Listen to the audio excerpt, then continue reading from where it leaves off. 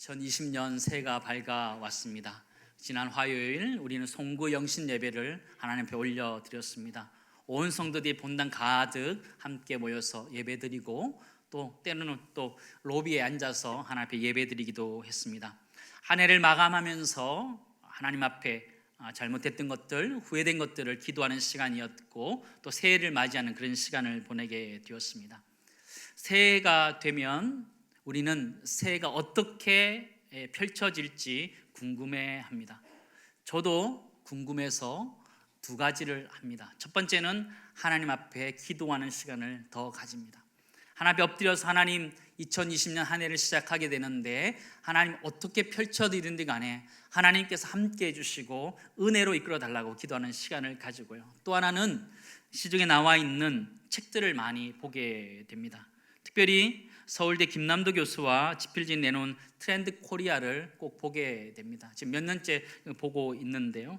서울대 소비 트렌드 분석센터의 전망을 보여주는 책입니다. 소비자의 심리들을 보여주는 책들이기도 하지만 앞으로 미래가 어떻게 되어질 것이란 것에 대해서 잘 설명해주고 있는 책이기도 합니다. 트렌드 코리아 2020은 올해가 쥐의 해이기 때문에 힘센 쥐들이란 뜻을 가진 마이티 마이스라는 단어를 가지고 올 한 해의 트렌드를 10가지로 이렇게 정리해 주고 있었습니다. 하나하나 좀 잠깐 살펴보기 원하는데 첫 번째는 멀티 페르소나라는 트렌드를 가지고 있다 이렇게 이야기합니다. 페르소나는 가면을 의미하는 것인데요. 하는 사람들마다 다 다양한 가면을 가지고 있다는 것입니다. 가정에서 있을 때, 또 직장에 있을 때, 또 동호회 모임을 할 때마다 각자 다양한 그런 정체성을 가지고 살아가고 있다 이런 의미를 가지고 있는 트렌드입니다. 두 번째는요, 라스트 핏 이코노미라는 것이 있습니다. 소비자의 최종적인 만족이 구매로 연결되어진다라는 것이죠. 그래서 소비자의 마지막 접전까지 면밀한 케어로 추적 관리를 해야지 된다 이런 것이죠. 우리들도 어떤 것들이 배송되어져 올 때 마지막까지 잘 오고 있는지 확인하고자 하는 거 있죠. 그런 것들이 라스트 핏 이코노미에 속한다 그렇게 보시면 될 것 같습니다. 세 번째는요, 페어 플레이어라는 것이 있습니다. 생산과 소비에 있어서 공정을 가장 우선시하는 지금의 시대가 되었습니다. 브랜드의 선한 영향력을 중요시하면서요, 또 소비자가 제품을 구매할 때 그 브랜드의 도덕적인 가치를 굉장히 중요합니다. 아무리 제품이 좋아도 그 회사의 그 CEO든지 회장이든지 사장이든지 무리를 일으키면 불매운동을 일으키는 그런 일들과 같습니다. 공정한 것을 굉장히 중요시하는 그런 트렌드가 지금의 트렌드입니다. 네 번째는요, 스트리밍 라이프가 지금의 트렌드입니다. 예전에는 음악 같은 것을 들었을 때 그것을 다운로드 받아서 본인이 소유하기도 했지만 지금은 잠깐 그때만 빌려 쓰는 경향이 지금의 소비 트렌드입니다. 우리가 잘 알 수 있는 것이 무엇이냐면 따릉이라는 것입니다. 따릉이가 뭔가요? 지하철 앞에 보시면 함께 공유할 수 있는 자전거가 있잖아요. 그런 것처럼 잠시 빌려 쓰고 자기가 소유하기보다는 함께 그냥 즐겨 쓰는 것들을 요즘 세대 스트리밍 라이프다 이렇게 말할 수 있습니다. 저도 개인적으로 음악을 많이 듣는데 음반을 사거나 또 이렇게 다운로드 받지 않고 스트리밍 라이프가 되는 그런 것들을 많이 사용하고 있습니다. 요즘 시대의 트렌드라고 생각되어집니다. 다섯 번째는 초개인화 기술들이 점점 발전해 가고 있습니다. 초개인화 기술이란 것은 기업들이 한 사람 한 사람에 맞춰서 다양하게 그 화면들을 만들어가는 것을 이야기합니다.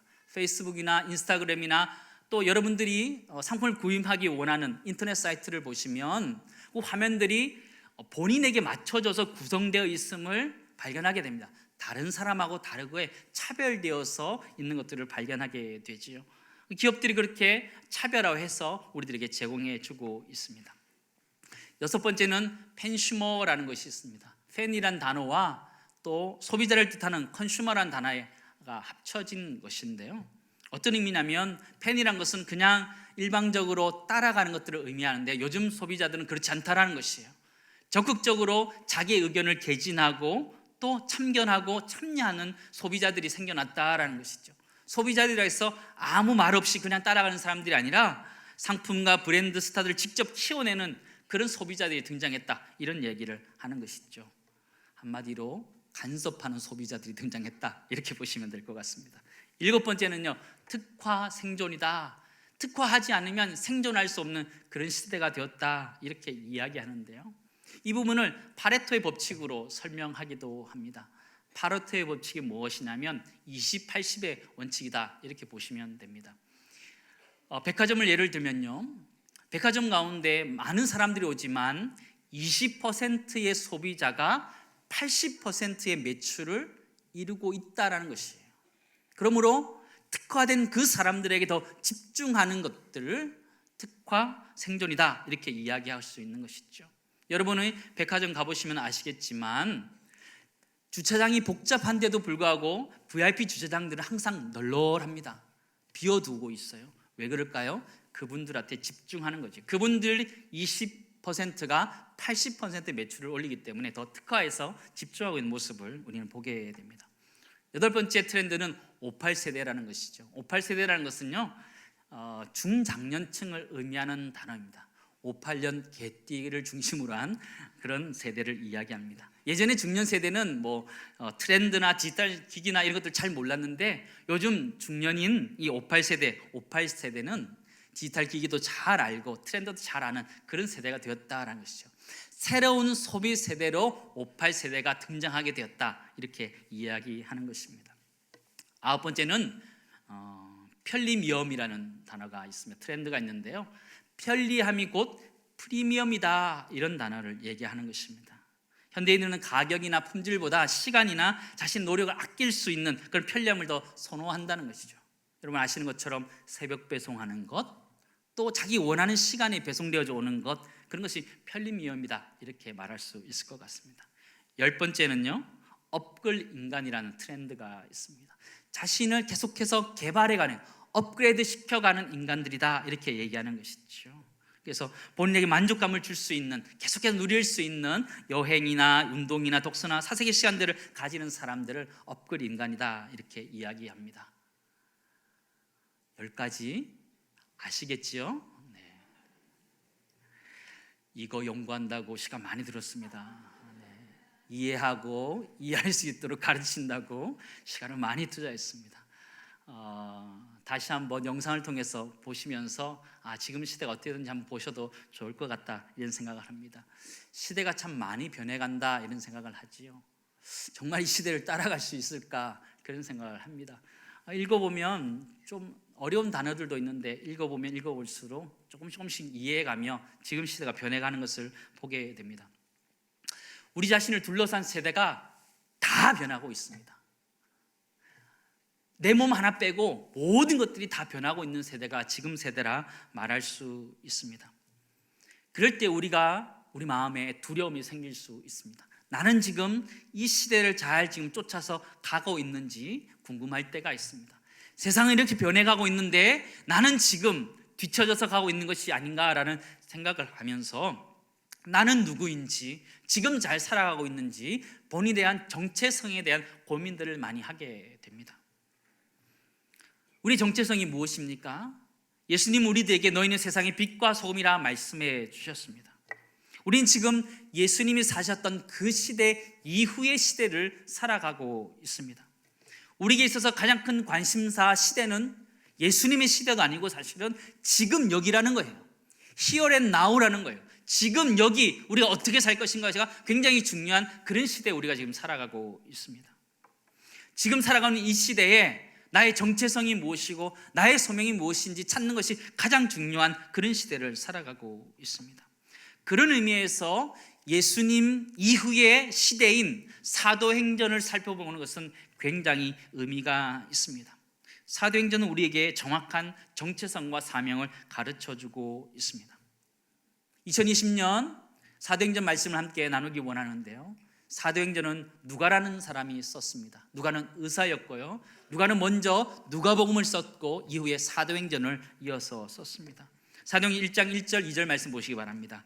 데오빌려에 내가 먼저 쓴 글에는, 이 먼저 쓴 글은 누가복음을 이야기하는 것이죠. 무릇 예수께서 행하시고 가르치기를 시작하신부터 그가 택하신 사도들에게 성령으로 명하시고 승천하신 날까지 이를 기록하였노라. 누가복음은 그런 책이다라는 것이죠.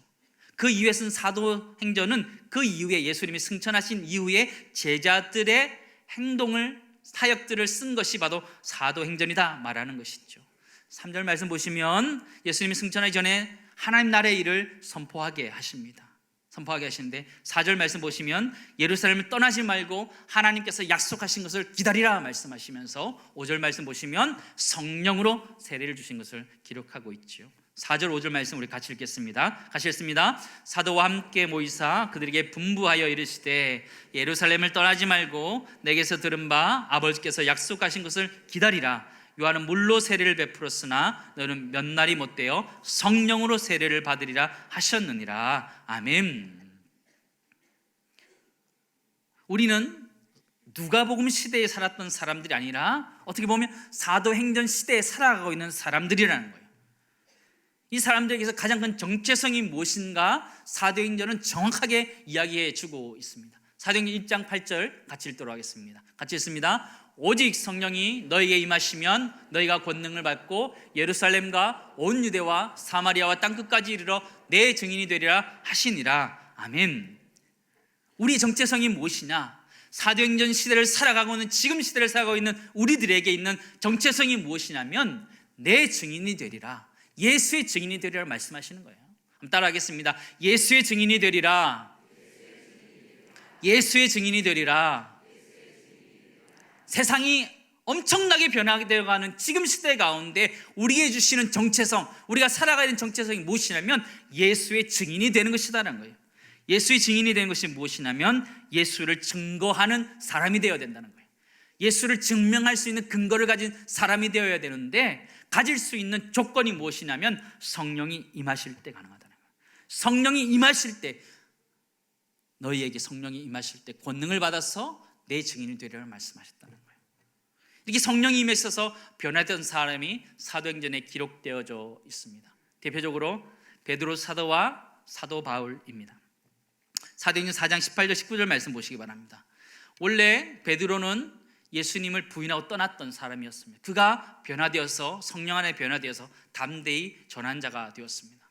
그들을 불러 경고하여 도무지 예수의 이름으로 말하지도 말고 가르치도 말라 하니 베드로 요한이 대답하여 이르되 하나님 앞에서 너희 말을 듣는 것이 하나님 말씀 듣는 것보다 옳은가 판단하라 말하면서 담대하게 그 복음을 전하고 있습니다. 성령이 그에게 임하였을 때에 그가 예수의 증인이 되었던 사람이 된 것을 보여주고 있죠. 사도 바울도 그랬습니다. 사도 바울도 예수를 믿는 사람들을 핍박했던 사람이었지만 그가 다메섹 도상에서 예수를 만났을 때에 그가 예수를 전하는 자가 되었습니다. 사도행전 9장 21절 22절 말씀인데요, 22절만 보도록 하겠습니다. 사울은 힘을 더 얻어 예수를 그리스도라 증언하여 다메섹에 사는 유대인들을 당혹하게 하니라.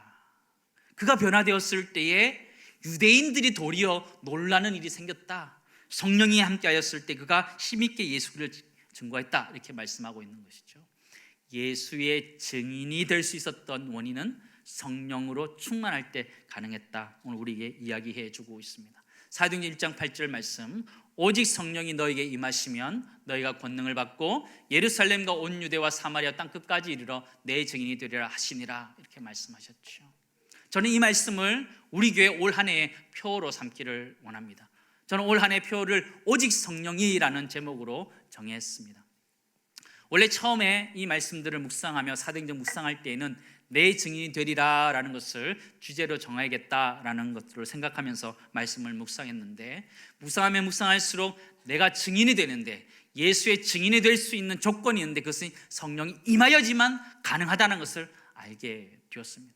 그래서 저는 표를 오직 성령이라는 것으로 바꾸게 되었습니다. 오직 성령이 우리에게 임할 때 우리가 변화되어서 예수의 증인이 되는 줄을 믿습니다. 강조점은 오직 성령이, 주어인 오직 성령에 와 있다는 것을 우리가 알았으면 좋겠습니다. 저는 주제를, 표를 오직 성령이라고 정했는데 여기는 두 가지 의미가 담겨져 있습니다. 오직 성령이라는 의미 안에는 오직 성령으로만 가능하다라는 것이에요. 우리가 지금 이렇게 변화되는 시대를 이겨낼 수 있는 힘은 오직 성령으로만 가능하다라는 것이에요. 스가랴 4장 6절 말씀 보시기 바랍니다. 만군의 여호와께서 말씀하시되 이는 힘으로도 되지 아니하며 능력으로 되지 아니하고 오직 나의 영으로 되느니라. 아멘. 우리 인생을 살아갈 때에 성령께서 함께 해주시기를 간절히 소망합니다. 성령으로 우리 인생을 살아낼 수 있기를 간절히 소망합니다. 내 힘으로 내 능력으로 2020년을 살아내는 것이 아니라 성령의 능력으로 살아낼 수 있기를 간절히 소망합니다. 두 번째는요, 오직 성령이 다음에 있어요, 없어요? 없어요. 어떻게 된다는 게 아무것도 없어요. 열린 결말인 거예요. 열린 결말인 거예요. 성령이 임하였을 때 내 삶이 어떻게 변화되어지는지 기대해보자는 거예요. 우리 모두가 기대해보자는 거예요. 성령이 나에게 임하셨을 때에 내가 변화되어서 예수를 증언하는, 예수의 증인이 되었을 때 내 삶이 어떻게 펼쳐질지 우리 열려져 있다는 거예요. 2020년 우리 인생이 이렇게 펼쳐져 있습니다. 우리 모두가 하나님 앞에서 그렇게 살아가기를 원합니다. 우리 살아갈 때 그때마다 성령이 우리를 가르쳐 주실 것입니다. 누가복음 12장 12절 말씀 보세요. 마땅히 할 말을 성령이 곧 그때에 너희에게 가르치시리라 하시니라 말씀하셨어요. 하나님이 그때마다 우리에게 주시는 말씀들을 깨달을 수 있기를 간절히 소망합니다. 오직 믿음으로라는 찬양의 가사처럼 세상은 흔들리고 사람들은 변해갑니다. 트렌드 코리아 2020처럼 우리를 둘러싼 환경들은 수없이 변화되어져 가고 바뀌어져 갑니다. 그럴 때 우리가 지키고 나가야 되는 것이 있는데 그것은 우리의 정체성이라는 것입니다. 수없이 변화가는 지금의 시대 가운데 우리가 가져야 될 정체성은 사도행전에 나오는 정체성인데 그것은 예수의 증인이 되는 것이고, 예수의 증인이 되는 것은 오직 성령이 임하였을 때 가능하다는 것을 우리는 깨닫게 됩니다. 올 한 해 우리 모두가 예수의 증인 될 수 있기를 간절히 소망합니다. 성령이 임하셨을 때 또 하나의 변화가 있는데 자신의 경계 한계를 뛰어넘는 사람으로 변화된다라는 것이에요. 세상을 향해 나아간다라는 것이죠. 베드로는 유대인이었습니다. 그는 이방인들은 구원받지 못할 것이다 그렇게 생각했던 사람이었습니다. 그는 이방인들은 구원 얻을 수 없다라는 유대인의 경계를 가지고 있었던 사람이었습니다. 그러나 그가 성령 안에서 환상 중에 그는 하나님의 은혜를 경험하게 됩니다. 하늘에서부터 그릇이 내려오는데 속되고 더러운 것들이 내려오게 되는데 하나님 그것을 먹으라 말씀하십니다. 계속적으로 베드로는 거부하게 되고 또 내려오고 거부하게 됩니다. 그때 환상에서 깨게 되고 고넬료가 보냈던, 이방인 고넬료가 보냈던 사람들을 맞이하게 됩니다. 그러면서 베드로는 그것이 이방인들이구나, 이방인들에 대해서 복음을 전하라고 하는 것을 깨닫게 됩니다. 사도행전 10장 19절 말씀 보시기 바랍니다. 베드로가 그 환상에 대하여 생각할 때에 누가 그래요? 성령께서 그에게 말씀하시되 두 사람이 너를 찾으니 이방인 고넬료가 널 찾는다 가르쳐 주신 거죠. 따라가는 거죠. 이르렀을 때 베드로는 이렇게 고백합니다. 28절 29절 이르되 유대인으로서 이방인과 교제하며 가까이 하는 것이 위법인 줄은 너희도 알거니와 하나님께서 내게 지시하사 아무도 속되다 하거나 깨끗하지 않다 하지 말라 하기로 부름을 사용하지 않고 왔노라 묻노니 무슨 일로 나를 불렀느냐 그랬죠. 베드로는 이방인은 구원 얻을 수 없다라는 한계와 경계를 가지고 있었지만 그의 성령이 임하였을 때의 것을 완전히 뛰어넘었던 것을 우리는 기억하지요. 성령이 임하였을 때에 우리의 한계와 경계들을 뛰어넘게 되는 줄을 믿습니다. 우리는 무엇을 위해 2020년 기도하면서 시작하고 있습니까? 우리는 각자 개인과 가정을 위해서 기도하고 있습니다. 그러나 올 한 해 성령이 우리에게 임하시면 우리가 권능을 받고 우리를 뛰어넘어서 예루살렘과 온 유대와 사마리아와 땅끝까지 이르러 예수의 증인이 될 줄 믿습니다. 우리 관심사가 나의 것에만 있는 것이 아니라 우리 공동체 안에서 우리 멀리 있는 공동체까지 바라보면서 눈을 들고 살아갈 수 있는 우리 모두가 되기를 간절히 소망합니다. 이 말씀을 준비하면서 하나님 우리에게 주시는 말씀이 있습니다. 눈을 들라 말씀하십니다. 눈을 들어서 세상을 바라보라 말씀하십니다. 눈을 들어서 열방을 바라보라 말씀하십니다. 너 하나 산다고 머리 쳐박고 살지 말라 이야기하는, 눈을 들어서 밭을 보라 말씀하시는 거예요. 요한복음 4장 35절 말씀처럼 너희는 넉 달이 지나야 추수할 때가 이르겠다 하지 아니하느냐. 그러나 나는 너희에게 이르노니 너희 눈을 들어 밭을 보라 희어져 추수하게 되었도다 하신 말씀처럼 하나님 우리의 눈을 들라 말씀하십니다. 성령을 우리에게 부어주시면서 우리의 눈을 들라 말씀하시면서 열방을 바라보라 말씀하고 있습니다. 우리 자신을 뛰어넘어서 우리 열방을 바라볼 수 있는 올 한 해 될 수 있기를 간절히 소망합니다. 무엇이 주어가 될 때, 성령이 주어가 될 때 가능한 일입니다. 올 한 해 우리가 주어가 성령이 되고 우리는 목적어가 되고 동사가 되어서 그 주어에 따라서 움직여갈 수 있는 우리 모두가 되기를 간절히 소망합니다. 그럴 때 우리는 예수의 증인이 되는 분명한 정체성을 가지고 살아갈 수 있다는 걸 기억하면서 우리 모두 올 한 해 예수의 증인으로 살 수 있기를 주님으로 축원합니다.